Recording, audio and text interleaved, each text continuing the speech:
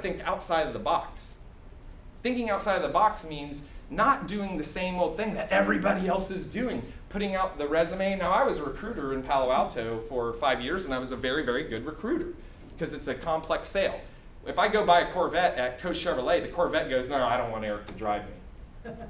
A complex sale is that the candidate and the company both have to agree with one another. That's difficult. My sister's in real estate, which is can be more difficult.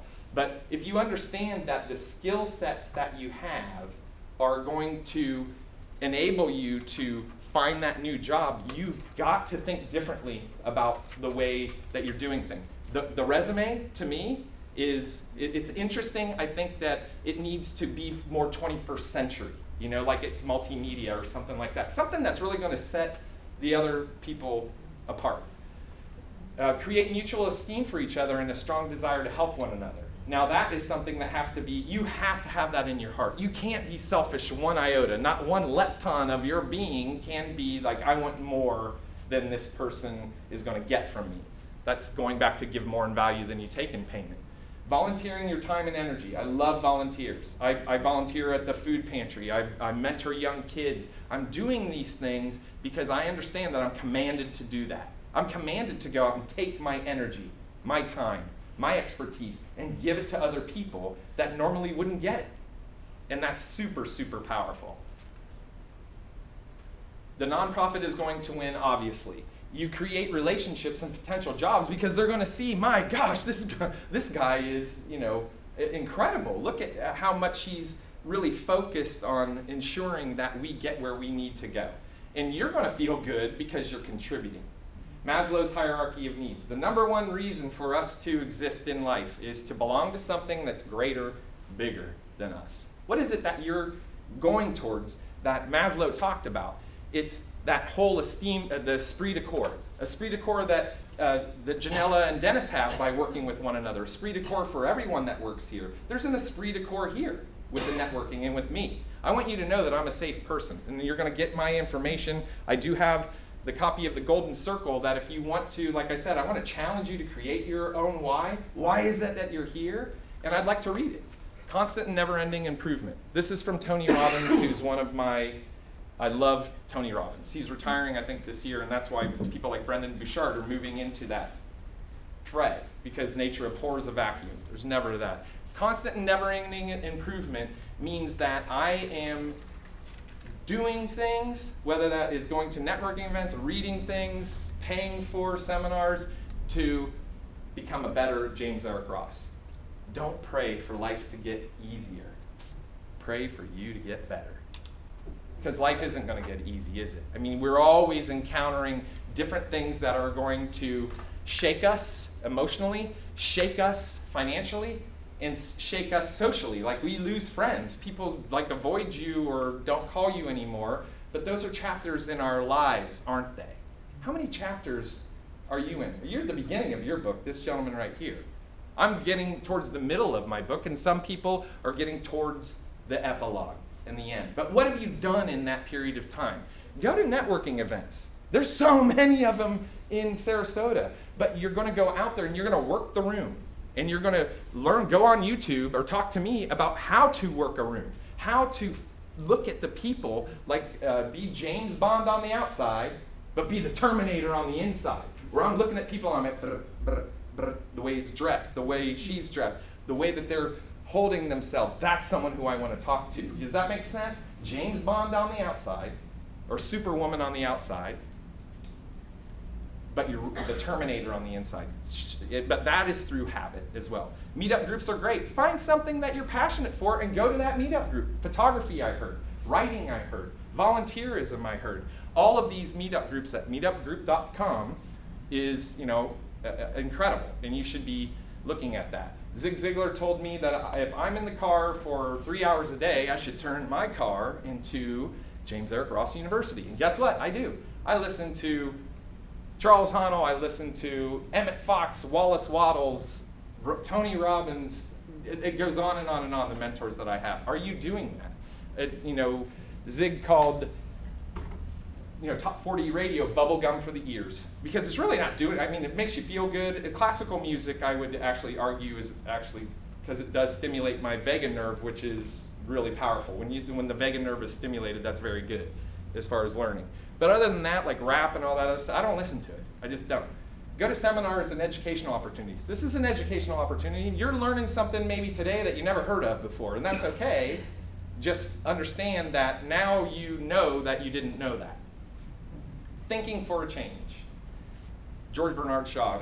I grew up, my mom, unbelievable woman, she's a genius, but I knew more about design and literature and music when I was 5 years old than some people do their entire life, because my mom is the consummate learner. She is the chief professor of perspective. 2% of the people think. 3% of the people think they think, and 95% of the people would rather die than think. You think? And then someone said that to me. You think? Sarcastically. And I go, yeah, all the time I do. You should try it. It's pretty cool. But it's true. Thinking for a change is a double entendre. That's French. A double entendre means that it has two meanings, right? So a double entendre is thinking for a change, meaning, hey, you should probably think instead of watching the Simpsons marathon. Or thinking for a change means I'm going to think because I'm not happy with where I am in my life and I want a different life. Daily practice makes habit. That which you perform daily goes into that unknown part of our minds, the subconscious, where so much is that the subconscious mind intimately knows the past, the present, and the future, believe it or not. It does. The subconscious mind is your authentic self. Your ego has nothing to do with it. The ego wants to take over, but it shouldn't. So daily practice of meditation, I told you, 15 minutes. Start off with 10 minutes of just quieting your mind. And one of the things that I do at Practical is if I have something that comes into my mind that's negative or it's an obsessive thought, I just say delete, delete, delete. Some of the Zen Buddhist practices, what is the sound of one hand clapping? You know, because you can't, you're like, I don't understand what that means. Or I think of myself in a white room that has no windows, and I'm in the center of this white room, and it's got acrylic walls and white floor, and it's just white. So I'm just looking at this room, and my mind is completely blank. If you can do that, Charles Haanel talks about in a 2-week process. The first week is just sit there for half an hour and don't move. Don't lounge. Sit down in a chair. You can close your eyes or open your eyes. Don't move. Don't move a muscle. You can have any thought that you want pop into your head. This is part of the meditation process. You do that. Usually takes 3 to 4 days. Some people can't do it. I did it, believe it or not, even though I'm moving around a lot, I did it pretty quickly, that I was able to not move at all for a half an hour. The second part of that is now don't move for a half an hour, but eliminate every single thought. As soon as the thought comes, delete, delete, delete. Guess what I'm doing? I'm creating new furrows and I'm planting new seed because I want to make habit the ability to quiet my mind. Obsessive thinking is not your friend, is it? The world within creates the world without. What that means is that upon which I ruminate culminates. What you think about, you bring about. What you think about is going to show up in your life over and over and over again. So that upon which I ruminate, which is love, joy, peace, patience, kindness, happiness. I'm whole, I'm perfect, I'm strong, I'm powerful, I'm loving, I'm harmonious, I'm happy. I say that thousands of times a day. Guess what? If I say that thousands of times a day, doesn't that seep into that subconscious mind, and it manifests itself in the relationships I have? So many people come up to me and say, how in the heck do you know so many people? And they want to do things for you. It's because I've habituated doing more for others, giving more in value than I take in payment, and understanding that when I help enough people get what they want, I can have everything I want. That's why. And they're like, oh, they don't get it, but that's okay. The world within creates the world without, and constant and never-ending improvement is about trying new things. What are you doing that's new? The definition of insanity, right? I don't need to go into it because everybody knows what it is. I try to come up with new things when say, did you know that the most overly used cliche in the world is, well, it is what it is. I'm not a big fan of that. I say, rocks are hard and water's wet. It's the same thing, isn't it? It is what it is. Rocks are hard, except talent maybe on Mohs hardness scale, and water's wet. It's true. So I want to do things differently so that people view me differently. What is it about that guy? I want to know more about that person. And social media is incredible. What's happening through social media and the things that I'm doing that I'm attracting a lot of people to me. That's not a mistake. That's not happenstance. I want to create better health in my life. I want to create more wealth in my life. And I want to create more joy in my life. Did you know that joy is intrinsic? That means it's inside of me. Happiness is extrinsic. I'm happy because I'm taking delivery of my 2016 Jaguar XJL in 3 months. That makes me happy. I'm joyful because I have a family that is unbelievable, that we love and care for one another, and that brings me joy. There's a difference. Powerful relationships. I talked about it because I have so many powerful relationships all over the world. In California, in Northern California, in Southern California, in Ohio, in New England, in Florida, in Atlanta, in Texas. It's not an accident that I've created these powerful relationships because of who I am, what I say, and the choices that I make. Your life's purpose. You know what my life's purpose is because I read that. My life's purpose, it's really nothing more than my commitment and resolve to live in a certain way and achieve specific objectives. That's it. And that's what that golden circle really shared with you. If I change my worldview into one that is limited, from being limited to one that is unlimited. Did you hear what my next job title was going to be? Do you remember what I said? A New York Times best-selling author. That's pretty specific, wasn't it? Did you know what it takes to become a New York Times? You have to have a certain number of books sold in a week. For like 2 weeks or whatever. Joel Osteen is someone who comes to mind. Every book that guy creates, God love him. He does love him, actually. Joel Osteen is a New York Times best-selling author. It's a choice. All of these things that I'm saying, it's a decision that you have to make. And I told you the example of feedback. Feedback is someone else's opinion. Feedback is someone else's reality. It's not your reality. So take it as feedback. Don't take anything personally. Ruiz's 4 agreements. Don't take anything personally. Be the best James Eric Ross I can be. Never make assumptions about anything. And always do your best. But don't take anything personally is the biggest one for me.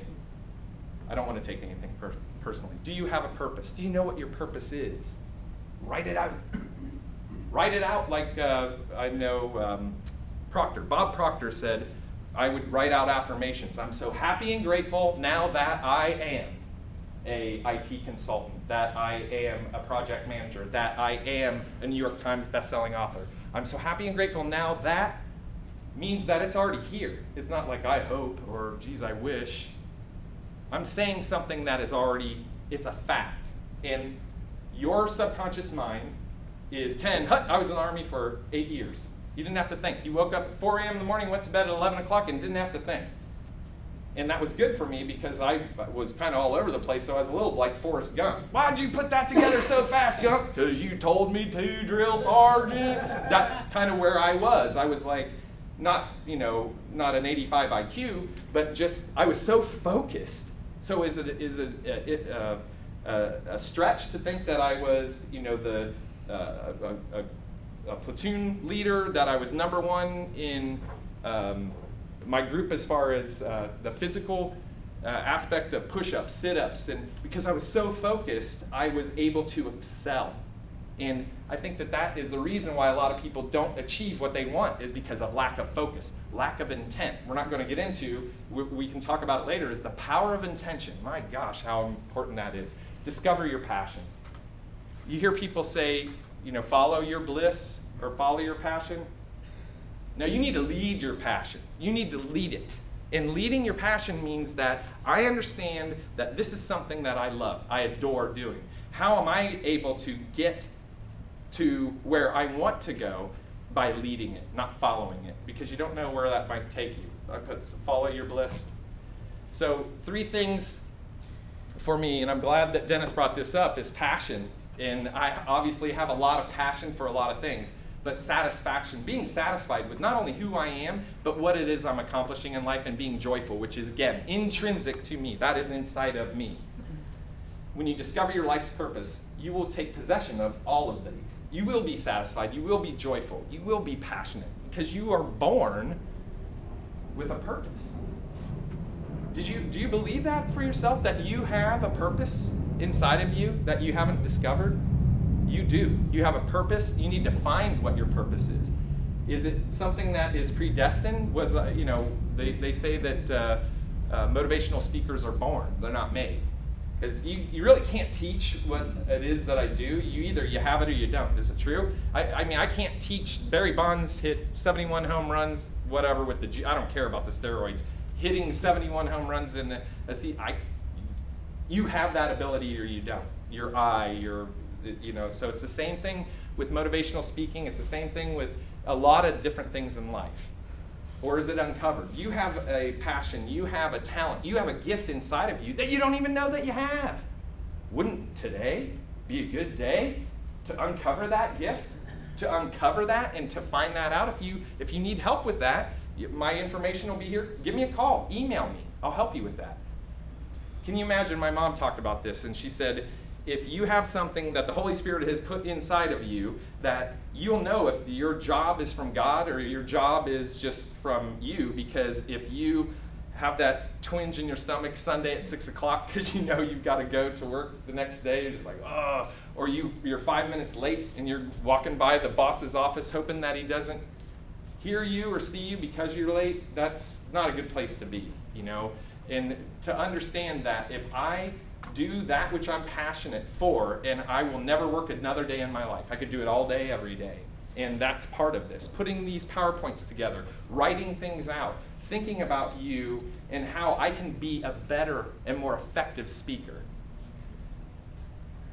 Perspective. Well, I don't believe it's possible for me. Your wish is my command. If you say that, because what if you just take the contraction out, apostrophe NT? I do believe it is possible for me. Remove those three characters, because the universe doesn't hear, I hope I don't spill anything on my blouse, I hope I don't spill anything on my shirt. The universe doesn't hear, I hope I don't. And guess what? You keep saying that, you're going to spill something. Oh, I don't want to hit that wall, I don't want that. Psh, you're right in the wall. Because you have limiting beliefs. And your beliefs can be expanded by